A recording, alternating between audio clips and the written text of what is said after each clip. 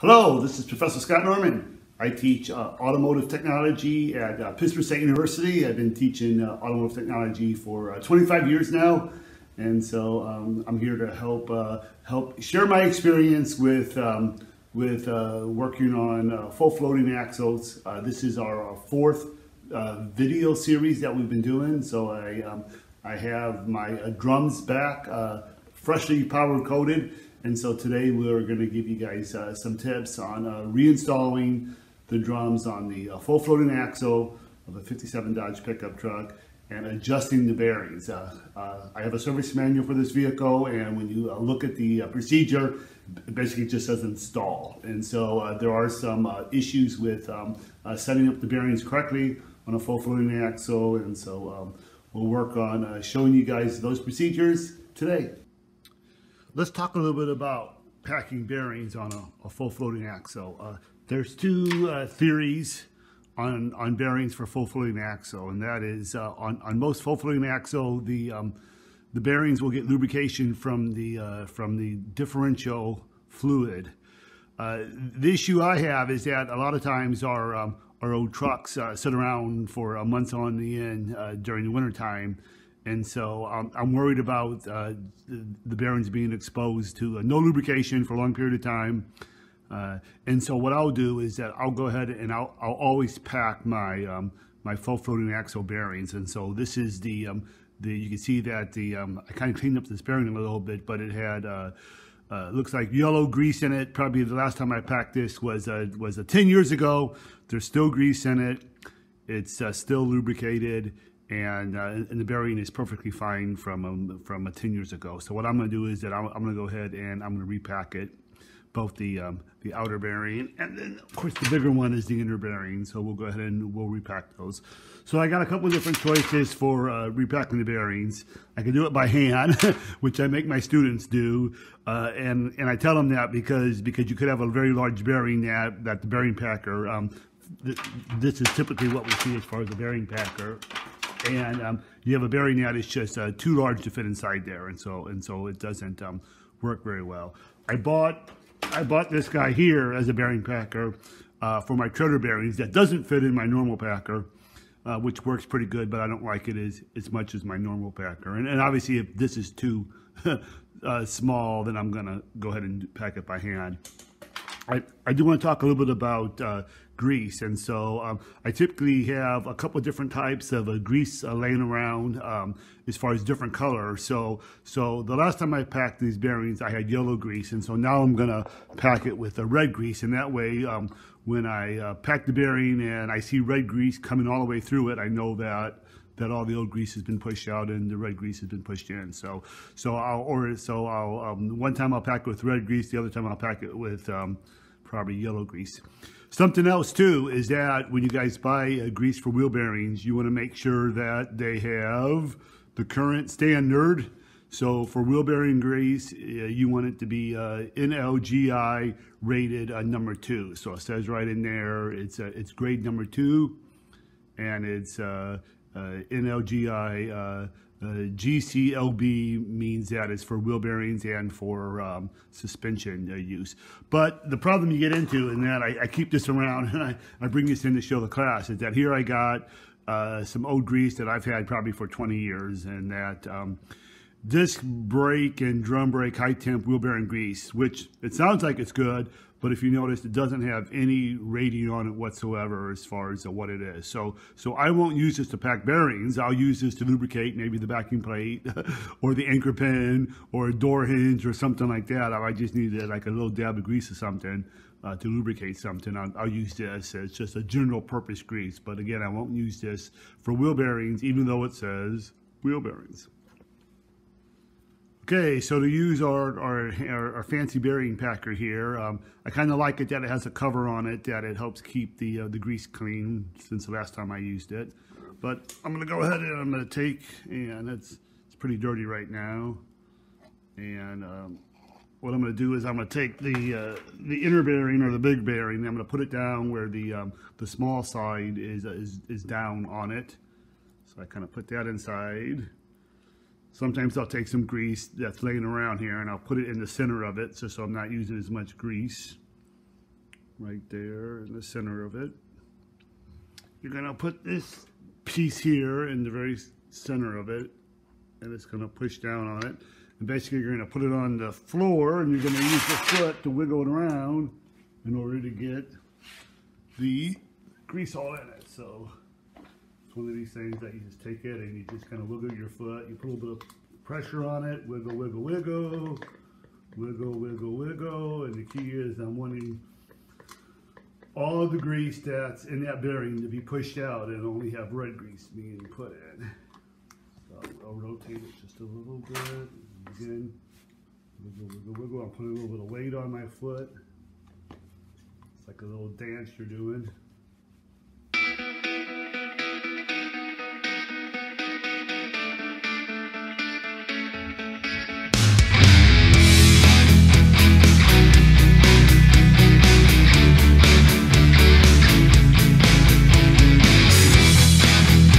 Okay, so we'll take it out.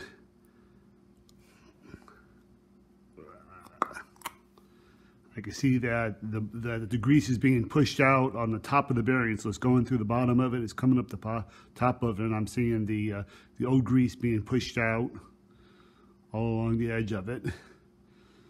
So then I pull this guy out, and the only problem with using this type of method of packing a wheel bearing is that you do use a lot of grease. So all this extra grease in here on this bearing, you don't necessarily need. Take and put a lot of it back inside the bearing packer for later on.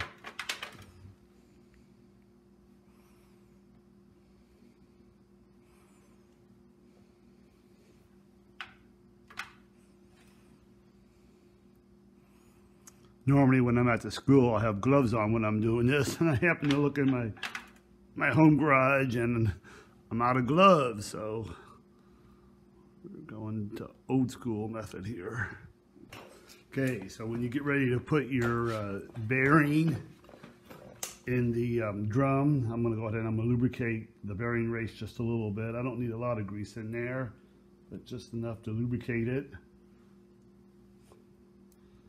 I don't pack this thing full of grease at all because I want the grease in the bearing and I don't want it inside the drum somewhere. So just get a little bit in there. Then we're going to put the bearing in. Bearing in with the cone, the small cone facing down.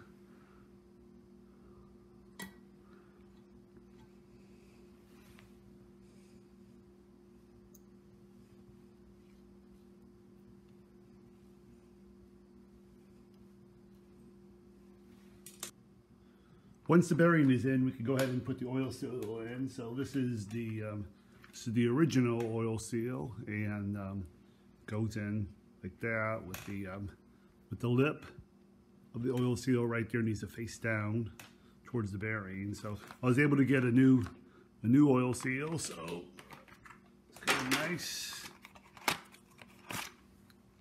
So again, on this guy right here, you got the garter spring, and the lip of the seal needs to go down. So we'll put that guy in.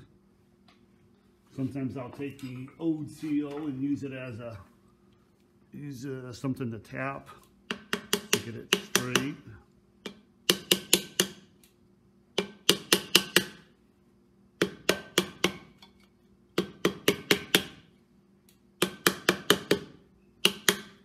Get it going in.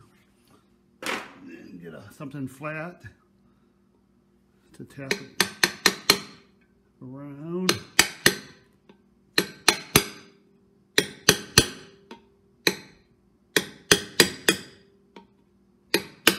Go down smooth. Not going down smooth, it's a problem. Doesn't want to go over here on this side, it's inside.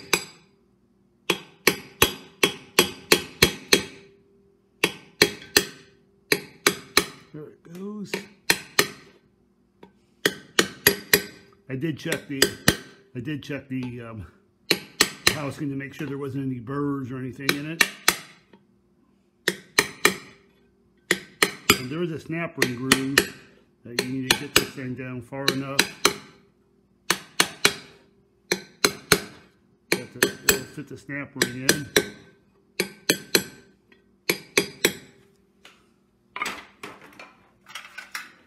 So here's the snap ring that holds that in. Just making sure that it fits the groove.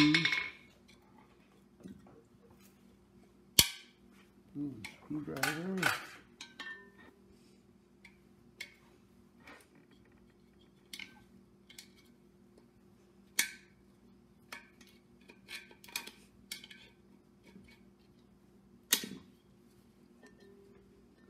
In.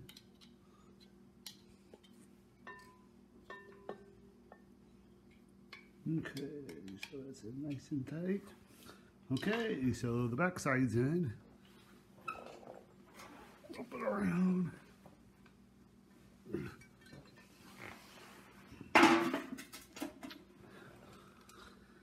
Okay, take a little of my grease from my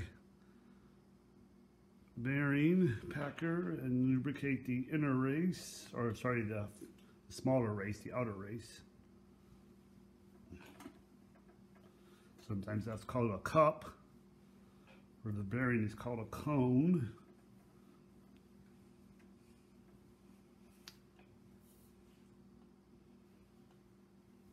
I did clean out the hub really good in there and make sure that there wasn't any, you know, excess powder coating or beads from bead blasting it.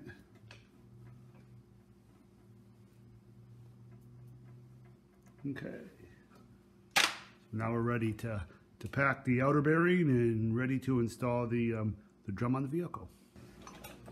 I'm all ready to install the drum on the axle. You can see that I took some grease and just kind of put it all. This is where the bearing inner race is gonna ride, right there and right there. And I put grease all around that shaft. The reason why is that I saw a little bit of rust in that area. Maybe the wheel was in water at one point in time, and water got in that area. But at least give it a little bit of protection to where if water gets in that area again for whatever reason, it's not rusting out my axle shaft any more than it already is.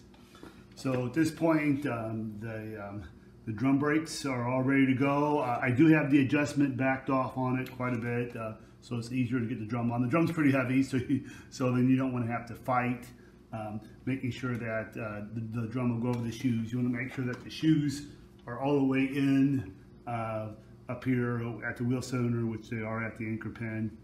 And the hold downs are all ready to go. Return springs are ready to go. Backing plates all cleaned off, ready to go. So at this point, ready to install. So grab the drum, which is pretty heavy. The inner bearing is already in. And kind of line that thing up centered. Get it in. Get it over the shoes. And make sure it rotates, and hey, it worked out pretty good. Okay. Ooh, look at that pretty powder coated drum. Okay, so the next thing we need to do then is install the outer bearing, which is already packed. We're going to put the small cone facing inwards.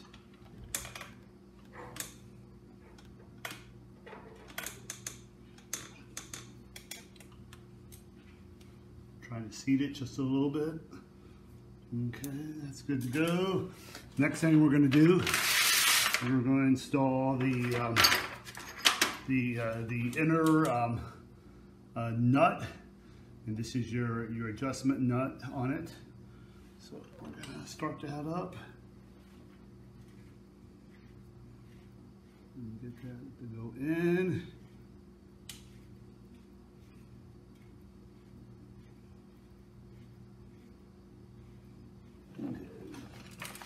Wipe off my hand because now I have grease all over it.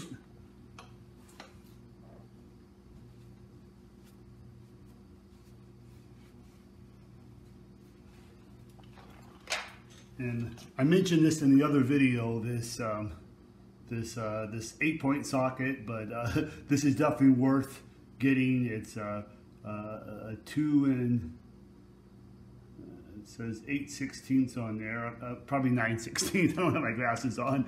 2 and 9/16 socket.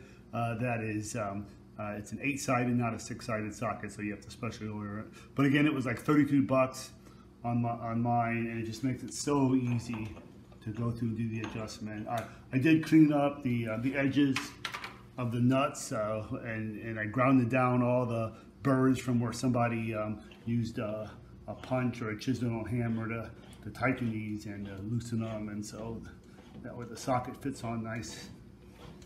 But we're going to tighten this thing down. And the key here with this thing is I'm going to rotate the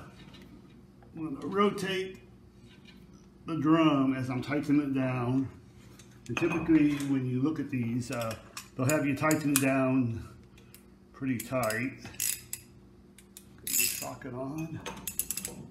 So as I'm rotating, tighten it down, seat the bearings. Now the problem is I definitely don't want to leave it there that tight, because because when there's a load on this axle and those bearings start to heat up, they'll expand, and as they expand, they put more preload on the bearing. And so what you end up doing is that most books will tell you to back it off, either maybe an 1/8 of a turn to maybe a 1/3 of a turn. So from here to here is a 1/4 of a turn, so I won't go as high as a 1/4 of a turn, but we'll go at least a little bit.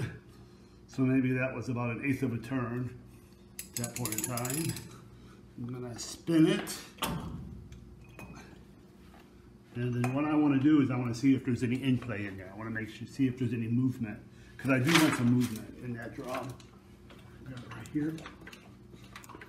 See, I can't feel any movement whatsoever, so I'm going to back it off a little bit more.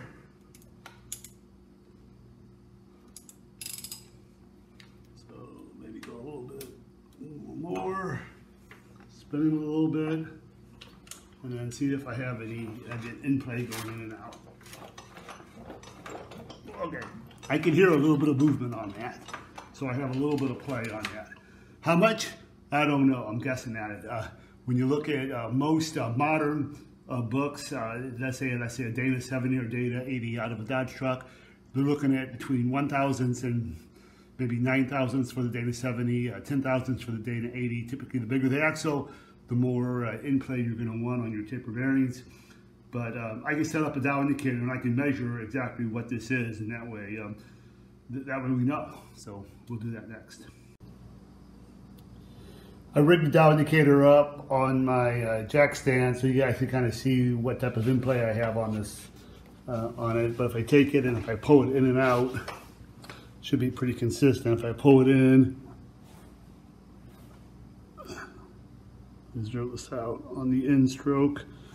We got about 5,000ths pretty consistently if I go in and out. So again, I can feel just a little bit of movement on that.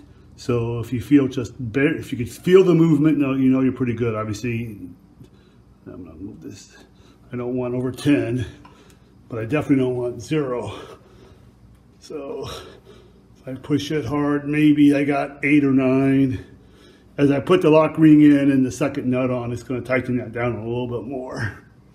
But the key is you want a little bit of in-play in and out on that, which we have. About 7 or 8 thousandths. The next step is going to be to install this, install that lock ring. So there's a groove in the axle where this piece will not rotate, and there's a protrusion on that inner nut. So hopefully it's going to align with one of these holes. So the inner adjusting nut does not move. And do I need to rotate it? Oh, or will it line up?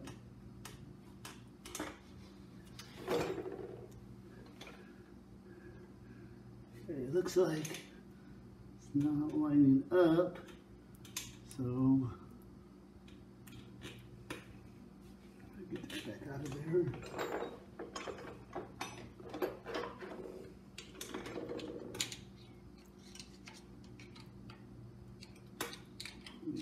Need my pick with me.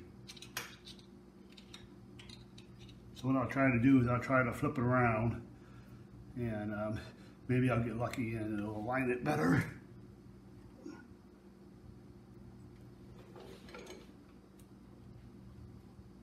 Okay, so there's my protrusion, and it lined up there. Okay, so at that point, I'm going to then install my that's the outer nut is what that is, a lock nut on that, and that's to keep everything nice and tight. There it goes. So again, make sure you start it by hand. So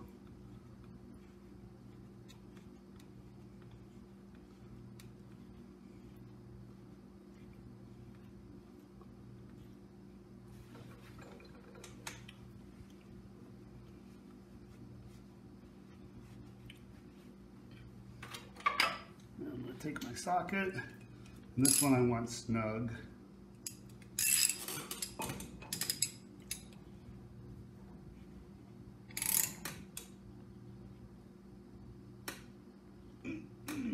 So that one was snug.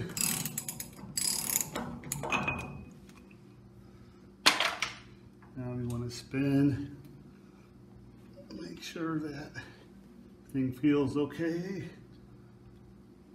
With the bearings, see if I still feel the movement. We're going to get the down indicator on there. I'm going to check one more time. Yeah, I got at least 5 thousandths there. So it tightened down just a little bit. And I put that second nut on. So we got more than one, that's for sure. We got movement there.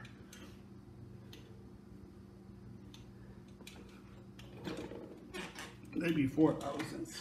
But that's good. Next, we're ready to install the outer seal. This particular piece was not easy to get, you know, as far as like the local Napa store or O'Reilly store. They did not have it in stock. Since it's the outer seal, I went ahead and I decided to try to reuse it, putting new gaskets on, because if there's a problem with it, all I have to do is just pull the axle out, and it's a pretty easy thing to replace. So if it's leaking, I'll try to find one maybe at a specialty place that sells Dodge trucks parts. What I was able to find was the gaskets, and so it's Felpro gasket, a rear axle flange, Dodge truck, 1941 to 1962. So that's kind of neat. There's a part number for that if anyone's looking for that. But you're going to need 2 of these per side. So they powder coated my flange, and so I'm like hesitant on if this is going to seal or not with the powder coating on that spot right there. I guess I'm going to find out. And so we're going to put the gasket on first, and it's a little tight with the powder coating.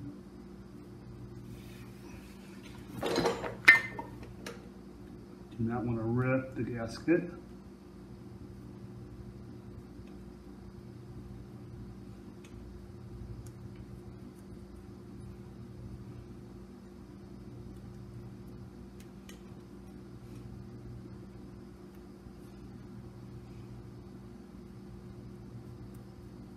Okay, so that's the first gasket. Then you're going to put your outer seal on it.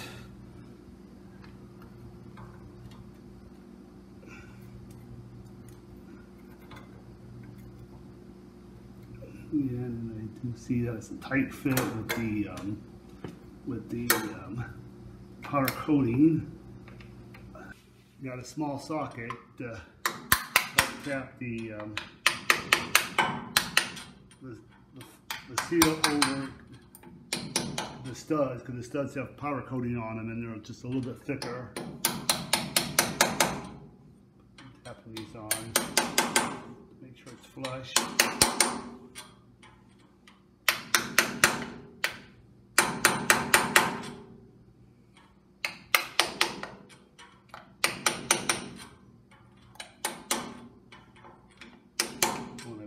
when I bolt the flange on, they will all go flat when I bolt the axle on. Okay, so next we could put the second gasket on, and making sure I don't tear it again on those edges there where there's powder coating. They seem to be a little bit more giving than that solid steel flange that is connected to the outer seal.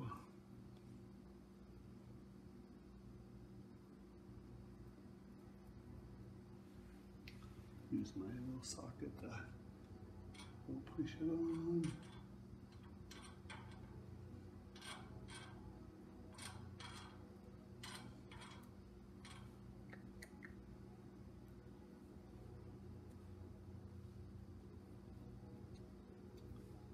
Okay, looks like now we're ready for the axle. Okay, so now we can put the axle in.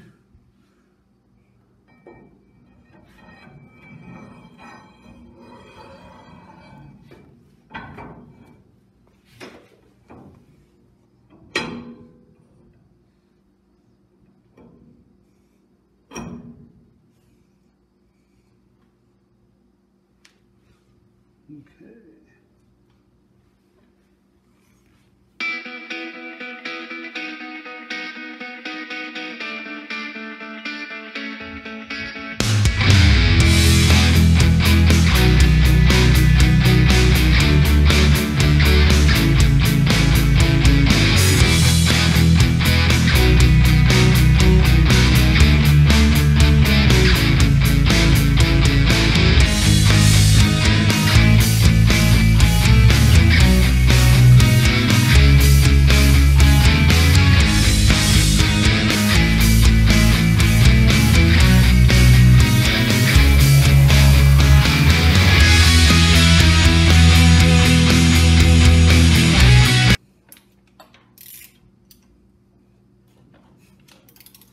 Okay, I got my bolts all snugged down. So the last thing I need to do then is I'll take one bolt off at a time, or one nut off at a time, and I'll paint it black to match my my powder coating. I'll also paint my my studs here so they match, and then of course the lug nuts will be painted too to match.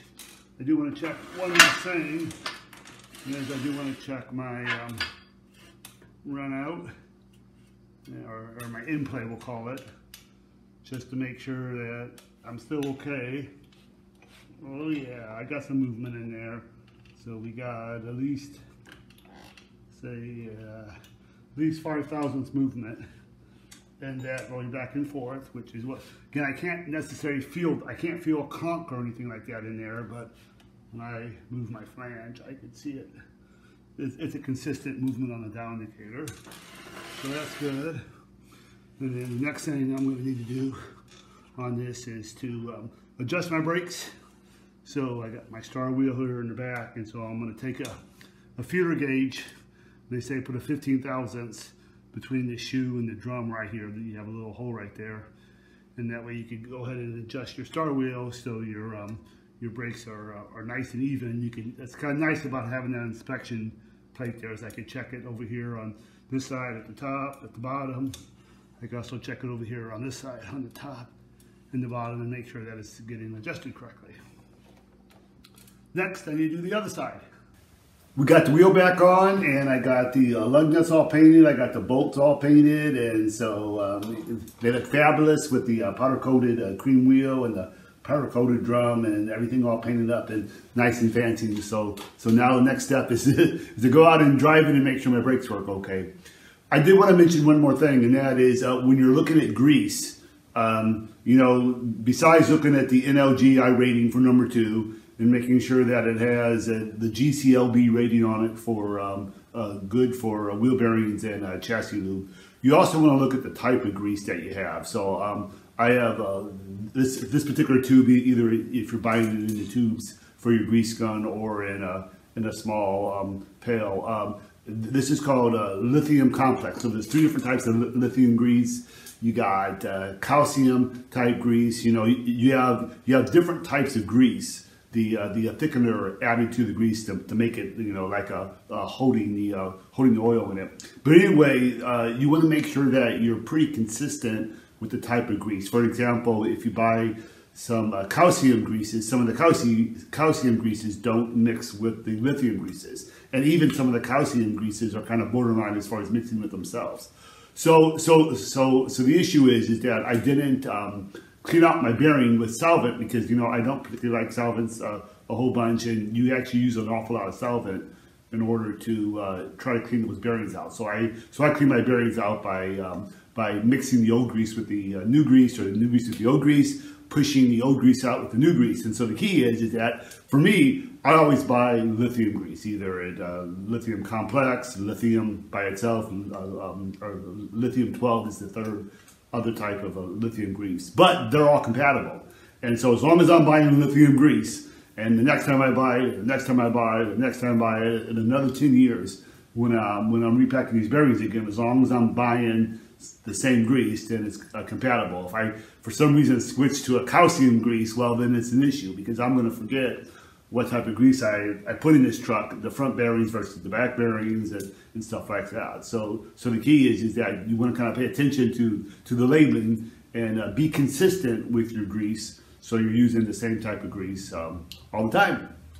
This is Professor Scott Norman, and hopefully you enjoyed this video series. And if you're looking for more automotive educational videos, please subscribe to my Professor Pintang YouTube channel. Thank you very much. Have a good day.